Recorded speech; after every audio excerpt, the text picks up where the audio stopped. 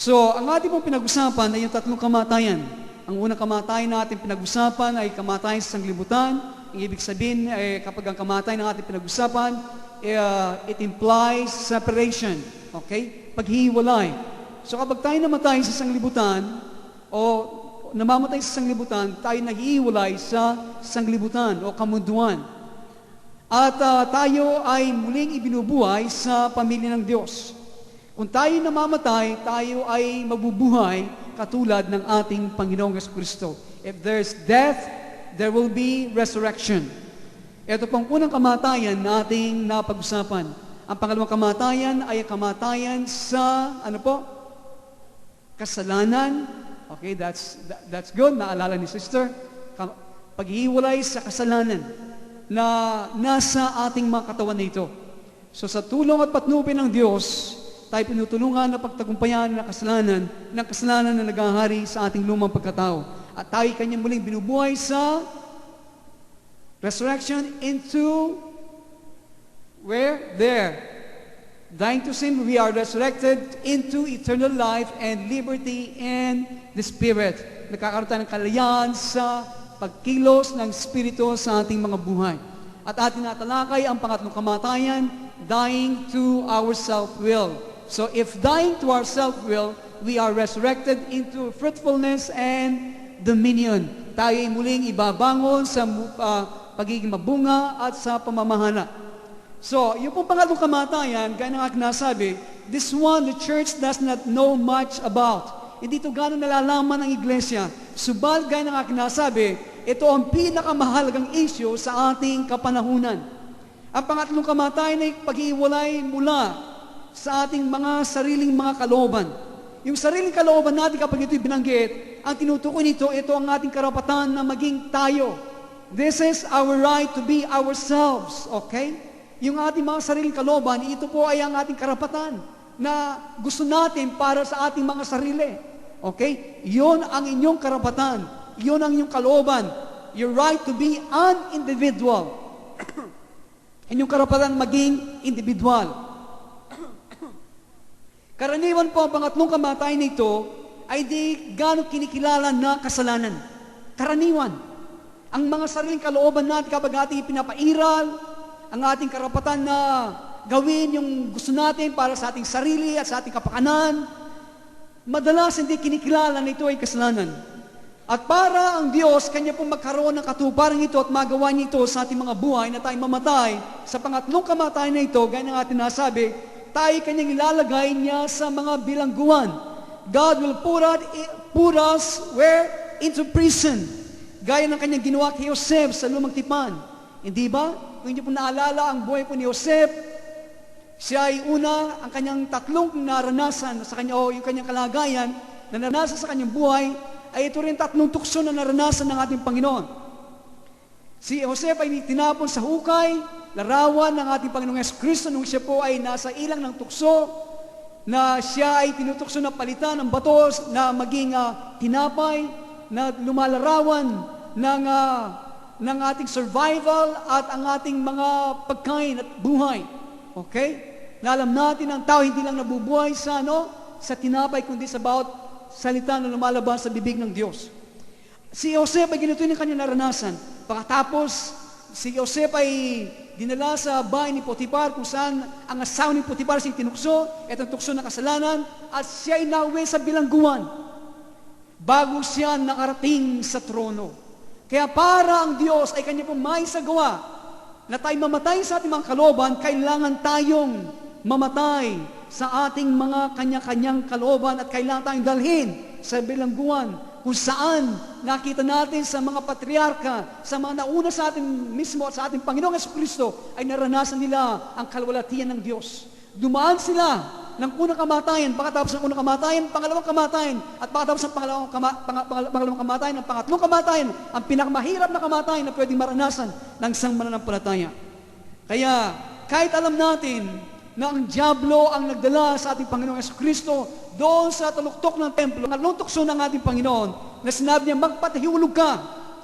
Ito rin naranasan ni Pablo, kahit ang diablo nagdadala sa atin sa mga ganitong pagsubok at mga tukso, ang Diyos ay nasa likuran ng lahat ng ito. Now, kapag ito'y nangyari sa ating mga buhay, kapag tayo po'y nilagay ng Diyos sa mga bilangguan ng ating mga buhay, kung saan na hindi nating nilalagay tayo ng Diyos sa mga kalagayan, lugar na ayaw natin, okay? At hindi natin nakukuha yung mga bagay na gustong-gusto natin, na kailangan. Ito mga bilangguan ng Diyos sa atin. At alam niyo po mga kaibigan, ito po ang pamamaraan.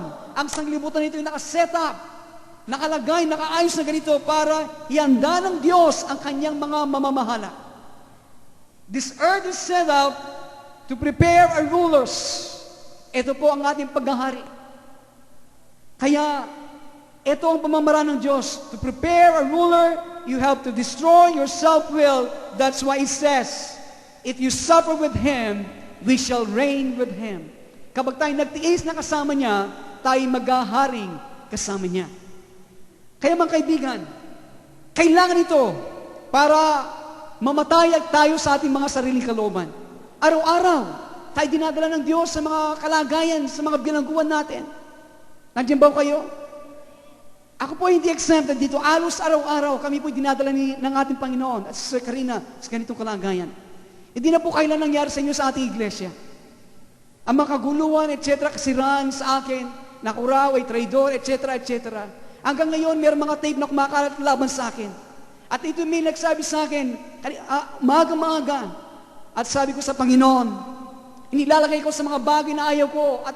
At sinabi kesa ako'y mag-react, sinabi ko, salamat o Diyos. Isa naman na oportunidad para sa akin na mamatay ako sa aking sariling kalooban.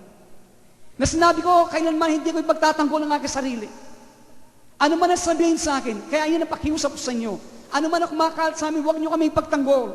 Basta tumahimik kayo, huwag kayong matangay sa mga masamang balita, pagsisira o anuman, basta tumahimik kayo, huwag niyo ipagtanggol, sapagat yan ang opportunity ng Diyos na patayin kami sa aming mga sariling kalooban. Ako po'y nahabag sa mga taong nagkakalat ng ganito mga balita. Nahabag. Hindi ko sila kinasusuklaman. Sabagat sila naging instrumento para maging pakipakinabang pa ang mga bagay at masamang intensyon na ginagawa. Kaya ganito ang gawain ng Diyos atin. Ganito sinet up niya, inayos niya mga bagay. Siya para makuha niya ang ating mga sariling kalooban. Inilalagay sa mga bilangguan ng buhay. God will not have a ruler who moves apart from God's perfect will. Hindi magkakaroon ng Diyos na mga mahalabalang araw sa kanyang kaharian na sila'y lumalakad hindi sang-ayon sa ganap na kaloob ng Diyos sa kanilang mga buhay. Para tayo makalakad sa ganap na kaloob ng Diyos sa ating mga buhay, kailangan yung karapatan mo, yung sariling kalooban mo ay namamatay araw-araw na kung tayo dinadala ng ating Panginoong Kristo. Ang pangatlong kamatayan ay paghiwalay sa ating mga sariling kalooban, sa ating self-centeredness, sa ating self-love, sa ating pag-ibig sa ating sarili, sa self. Sa inyong mga sarili. Gaya na nga kinasabi, ang mga sariling ito na nasa atin, itong pinakamalaking mga Diyos-Diyosan ng Amerika. And so, ang Diyos ay ilalapit sa atin na kanya sasabihin, aalisin ko mga bagay niyan. Ako ay kikilos sa iyo na sa ganitong pamamaraan na ang inyong individuality ay maalis. Ang inyong pagiging individual ay aking aalisin. Ang ibig sabihin, yung karapatan mo na maging ikaw, ay yung karapatan mo na ninanais mo para yung sarili, iniisip mo para yung sarili, yung karapatan mo, that's your self-will, ay aalisin ko. But, kanya sinasabi, ang hindi ko aalisin na iyo ay your identity. Okay? Ang ating individuality, our right to be ourselves, iyan ang aalisin ng Panginoon, pero yung ating pagkakilanlan, yan po ang pananatilihin ng Panginoon sa atin. Actually po, your identity will be enhanced by the Lord. Yung pagkakakilanlan kung sino ka, kung sino si Brother Edgar, sino si Brother Boy, yung pagkakilala sa iyo, pa ay lalong daragdagan ng Panginoon. Amen? Palalaki ng Panginoon sa pamagitan niya.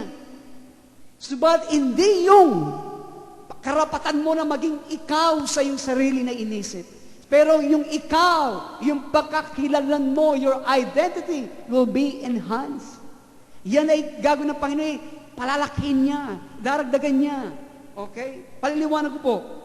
Yun lang pong definition of the term, yung pong identity, ang ibig sabihin niyan one, iisa. So, you cannot be one with Christ and remain an individual. Hindi ka po pwedeng manatiling isa kay Kristo, o hindi ka pwedeng maging kaisa ni Kristo at manatiling bilang individual. Hindi ba? Hindi ka pwede. Gusto mo yung sarili mo, yung pagiging individual mo, yung karapatan mo. Pero yung pagiging isa mo kay Kristo, hindi ka pwede noon. Kung ikaw nandyan, si Kristo nandun, dalawa, hindi ka iisa. Yun ba yung maliwanag? So, there's perfect identity in the Godhead. Dito po tayo dinadala ng Diyos. Meron pong ganap na pagkakakilanlan sa Diyos.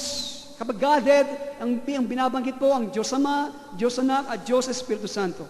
The Father is the Father. Ang Ama ay ang Ama. Ang Banal Espiritu ay may lubos na pagkakakilanlan bilang Banal na Espiritu Santo. He is the Holy Spirit. He is not the Father. Ang Banal Espiritu hindi po ang Ama. Ang Ama ay mayroong maliwanag na pagkakakilanlan. Ang Banal Espiritu Santo ay may maliwanag na pagkakakilanlan. Ang Banal Espiritu hindi po siya ang Ama. Okay? Yan po yung maliwanag. At hindi siya ang ating Panginoong Yesus. Si Jesus po ay mayroong maliwanag na pagkakakilanlan, hindi po siya ang Ama.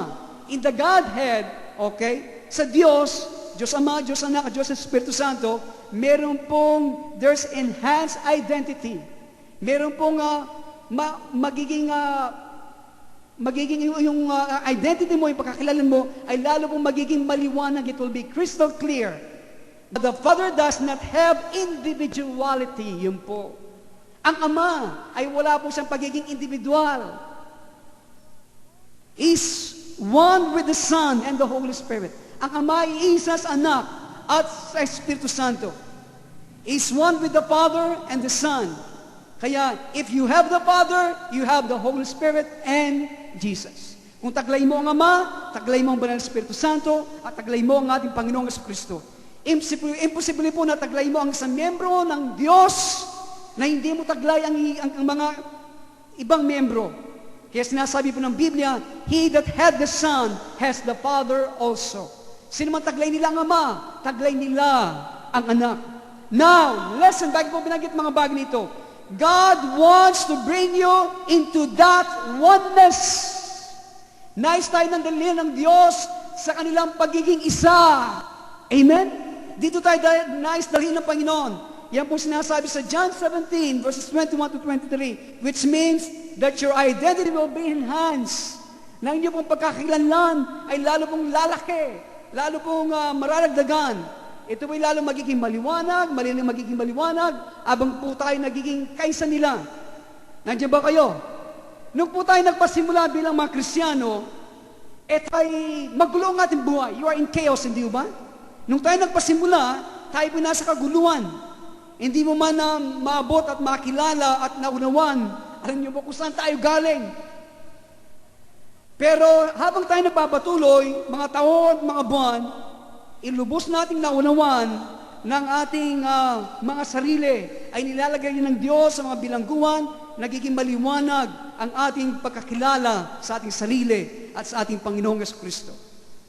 For you to understand yourself as a person, it was so difficult then. Para makilala natin ang ating mga sarili bilang tao, napakatagal na panahon. Subat nung tayo na kay Kristo, nagiging maliwanag ang ating identity.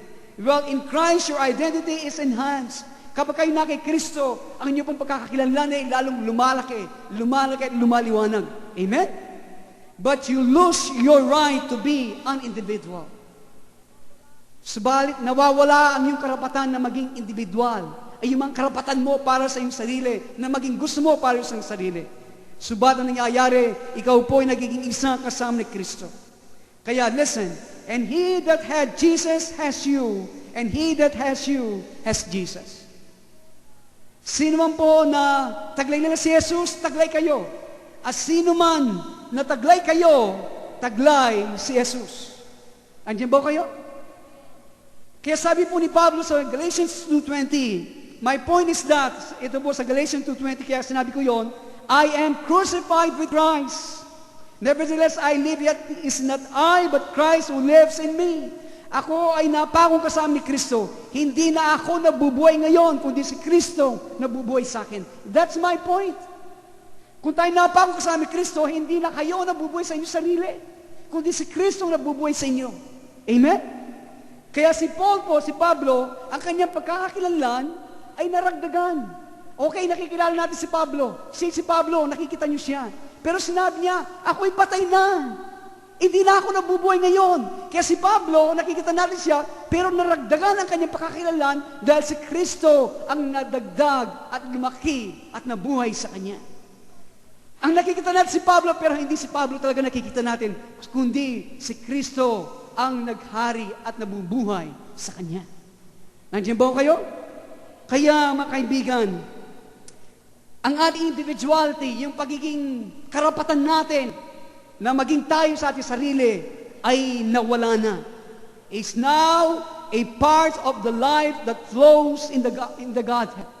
Kaya si Pablo, kapag ipinahayag niya yun, siya po ngayon ay bahagi ng buhay na umaagos sa Diyos Ama, Diyos Anak, at Diyos Espiritu Santo. Hindi po napakasarap noon? Nang buhay nila umaagos ay maagos na din sa iyo. Sapagat alam mo, hindi na ikaw nabubuhay, kundi si Kristo na nabubuhay sa iyo. Amen? Doon tayo nais dalhin ng Diyos. And ang kalooban niya, kailangang yakapin natin ang kalooban ng Diyos. I will tell you when you are perfectly fulfilled as a person. Sasabihin ko po sa inyo kapag ikaw ay lubos na ganap bilang tao. Listen, when your chief delight is to do God's will. Lubos kang ganap pagiging tao mo kapag ang inyong buong kasiyahan ay gawin ang kalooban ng Diyos. Then, kapag ito nangyari, alam niyo mga kaibigan, wala na pong friction sa loob mo. Wala na pong gasgasan sapagkat sa inyong personalidad, sapagkat yung gustong-gusto mo na matindi, yun rin ang gustong-gusto ng Diyos. Amen? What you want so bad is what God wants so bad. Yan po ang ninanais ng Diyos sa atin. That takes a while, hindi ba? Ilang mga panahon na ating maranasan yun. But God does that. Siya pong gumagawa nito sa atin. Hindi tayong gagawa, mag-iimbento, gagawa ng mga pagsubok natin. No. Siya pong gagawa mga bagay sa ating mga buhay. Remember, Jesus said, napakaraming mga aklat na sulat sa akin. Pero sabi niya, I delight to do my will, oh my God. I delight to do thy will, oh my God. Panginoon, may kasiya akong gawin ang iyong kalooban. Thy law is within my heart.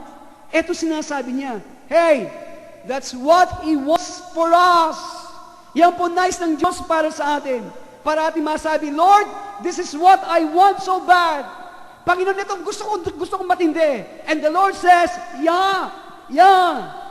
Itong sasabi ng Panginoon, that's what I want so bad to go, sabi ng Panginoon. Sabat isa ka na. Yung matinding gusto mo, yung kagalakan mo, ay gawin ng kalooban ng Diyos. Yan din ang laman ng puso ng Diyos. Ng ating Panginoon, kaya namang paglasay mo na matindi, at sasabihin ng Panginoon, yan din ang ating gusto. Kaya kumilos ka, mag-mission ka, kung yan ang panawag ng Diyos sa atin. Amen? Akala po natin, hindi tayo makakarating doon. Akala na po natin tayo nagpasimula sa ating buhay Kristiyano, napakaraming mga nakakasalungat na mga pagnasa sa ating mga puso. At akala po natin, Kristyanismo ay isang walang katapusan na pagkapako natin. No! It's crucifixion that is leading to oneness with God. Yan. Doon tayo dinadala ng Diyos ang ating pagkapako. Dinadala tayo sa Kanyang pagiging isa sa Kanya. Kaya ang pangatlong kamatayan ang pag-iwalay sa ating mga sariling kalooban. Ngayon, kapag tayo namatay, ang pangatlong kamatayan na ito, ano man ang ibinabango sa atin? What are we raised into? Namatay ka sa iyong pangatlong kamatayan na ito, tayo naman ay bubuhay niya sa ano? Sa ano? Pag-usapan natin. We are raised in oneness with God. Binubuhay tayo, dinadala tayo doon sa pagiging isa sa Diyos. At ano po ang aagos doon kapag tayo nag-iisa sa Diyos? Total fruitfulness and total dominion. Kapag tayo naging isa kasama ng Diyos, buong pagbubunga, buong pamamahala. Ito po ang gustong-gusto ng mga Pentecostal people ngayon. Fruitfulness and power. Pero alam niyo po, hindi sila magiging tao na kanila pong susubukin na manipulate ang banal na Espiritu Santo. They come as we go to the death of the cross. Darating mga bagay dito mga ating pong nararanasan na kamatayan sa krus. The power is in the cross. Tandaan niyo po, the power is in the cross. Ang hinahanap ngayon ay nandoon sa krus. The power is in the crucified life. Ang kapangyarihan ay nandoon sa buhay na nakapako kasama ni Kristo.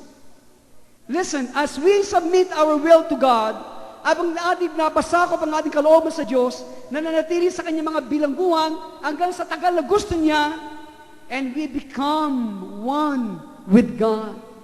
Tayo ay magiging isa sa Diyos. Then, God can give us the fullness of His glory. Listen, pagkatapos po noon, listen, God can give us the fullness of His glory. When we become one with God, listen, kapag tayo naging isa sa Diyos, pwede niyang ibigay ang lahat at buong kalwalatian niya. Bakit po? Because God will not give His glory to another, hindi ba? Hindi bibigyan ng Diyos ang kanyang kalwalatian kanino man. But we cannot receive it until we become a part of Him.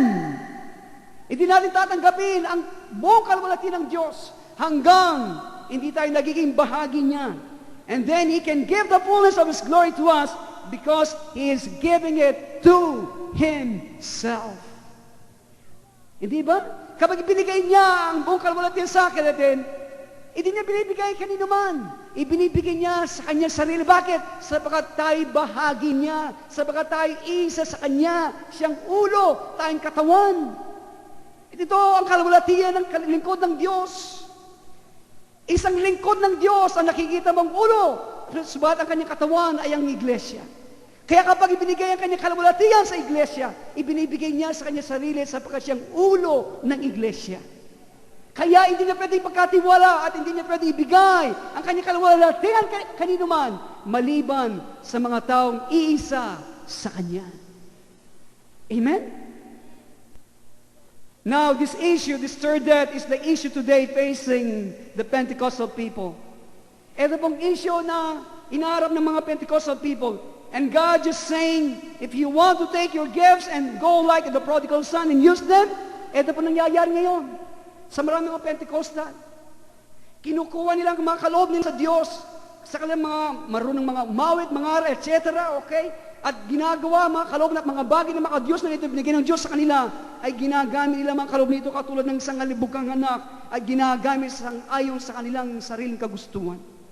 But those who will hear me, sabi ng Panginoon, subad yung makikinig sa akin, take your gifts and bring them back to Jesus. Okay? Yan po ang hinihingi ng Diyos. Ang nais niya, kunin natin ang mga kaloob na ibigay niya sa atin at muling ibalik sa Kanya. At sabi niya, paintulutan natin siyang mga siwa sa mga kaloob na ibinigay niya sa atin. Amen? Binigyan ka, ibalik mo sa Kanya. At pagkatapos ibabalik niya sa iyo, pagkatapos paintulutan niyo siyang mag-administer at mga siwa sa lahat ng mga bagay na pinagkakaloob. Ito pong issue ngayon. And we get there by suffering. Tayo lang makakarating sa ganitong mga kalagayan sa magitan ng pagtitiis. The final issue of our day, it will be divided between two Christians, two kinds of Christians. Meron dalawang klaseng Kristiyano ngayon. Sa ganitong issue, listen, the issue of cross-carrying obedience and submission in the presence of God. Kaya ito pang unang mga Kristiyano, yung mga unang mga Kristiyano, ang issue ay cross, na pinapasa ng cross at sumusunod sa Diyos at sinagpapasakop at may pailalim sa bilanggo ng Panginoon. At alam natin, ang mga Kristiyano ito, alam natin there will be a remnant of people who will submit to that. Meron po, sa bawat iglesia, sa buong sanglibutan, meron mga remnant, meron sa loob ng iglesia na natitira na ang puso nila ay nasa Diyos. And the rest will say, ang mga ibang mga Kristiyano ko sasabihin, no way! Okay? My God wants me to be happy. Ang gusto ng aking Diyos, ako'y maging masaya. He wants to take my gifts and save the lost dying world. Gusto na kunin ko ang aking kaloob, gamitin ko ito, mga bagay ng mga Diyos, para iligtas ko ang nawawala at namamatay na sanglibutan nito. But the remnant will hear God.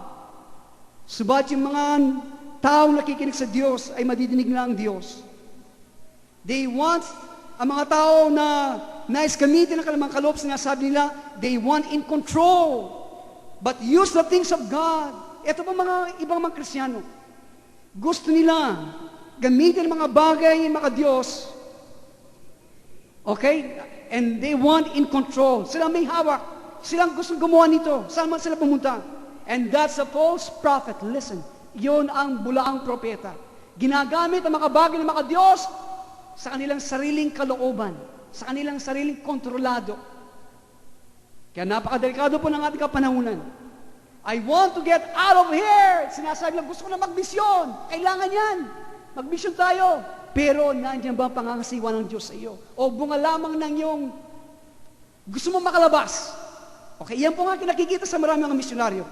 At ibang mga manggagawa, gusto kong mangaral, gusto kong magkaroon ng gift of healing. Gusto ko ganito ako. Bigyan ako ng kaloob na ganito para mapagaling ko ang lahat ng mga tao. Gusto ko, I. But God is waiting for people. Ang Diyos ay naghihintay.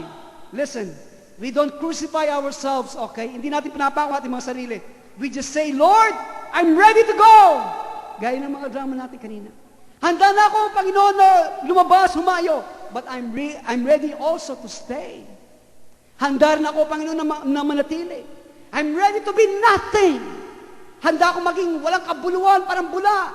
Pero Lord, I'm ready to be a world shaker too. Handa rin ako, Panginoon, na maging tao na yanigin ang sanglibutan ito ng Ebanghelyo. Lord, all that I want is your will. Ang talagang gusto ko, Panginoon, ang iyong kalooban. And there's rest in that. Meron mong kapahingan.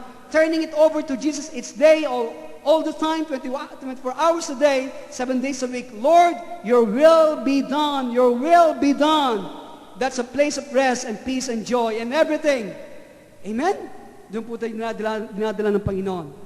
So the first death is, okay, let's review. The first death is separation from the world, resurrected to the family of God. The second death is separation from sin, resurrected to freedom and life. And the third death is separation from self-will, resurrected to oneness with God, resulting to fruitfulness and dominion. Amen? Maliwanag po ba sa atin ito? Okay, praise God. Tayo pong lahat ay manalangin.